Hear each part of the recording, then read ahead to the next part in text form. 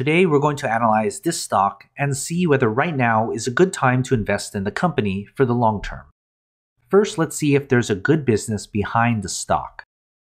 The company is projected to grow its earnings this much per year over the next 5 years, while you can compare that with the S&P 500 over that same period. You'll also see the points given to each stock as a comparison.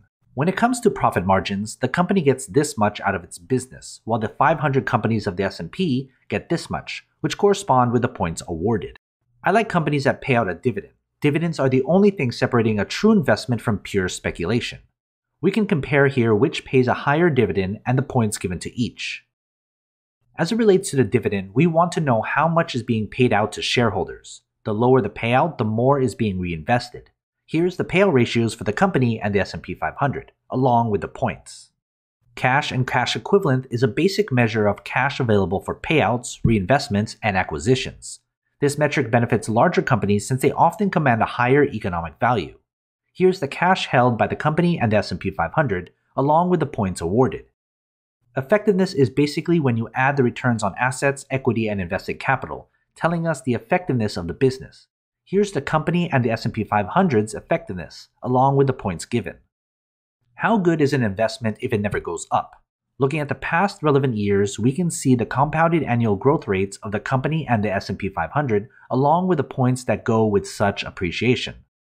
I look at the PE ratio as a measure of speculation. When it's high, there's more people speculating on the stock. Here's the amount of speculation with the company and the S&P 500, along with the points awarded. The PEG ratio takes into account the expected growth with the PE ratio. A PEG ratio under 1 is what we want. Here's the PEG ratios for the company and S&P 500, along with their point totals. The quick ratio tells us if the company can pay off its short-term obligations. A quick ratio over 1 means it easily can pay those obligations.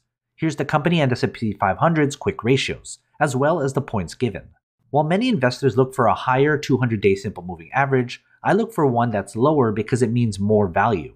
Here's the SMA 200 values for the company and the S&P 500, along with the points awarded to each. Short float tells us how much are investors betting against the stock. Here's the short float for the company and the S&P 500, which tells us where investors are betting more heavily against. The average Wall Street grade from a strong buy at 1 to a strong sell rating at 5 tells us what other analysts think of the company and the S&P 500, as well as the points awarded to each. This last metric is income divided by the number of employees. This gives us the dollar value produced by each employee of the company, as well as the average of the S&P 500, along with the points given.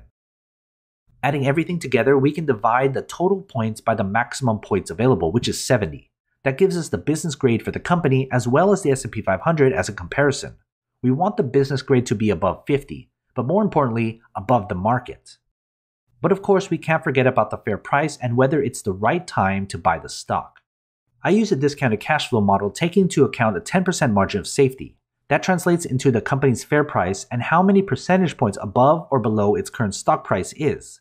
When we compare those numbers with the table below, we can see where the company's stock lies. Before we get to the final grade, join my Patreon and get access to every company I've analyzed so you can compare between all your favorite stocks. It's updated all the time. Go to patreon.com/growthshares or click in the link in the description. Finally, we can put everything together and get the company's final grade. Adding the business grade and the fair price grade, we can see here the company's final grade.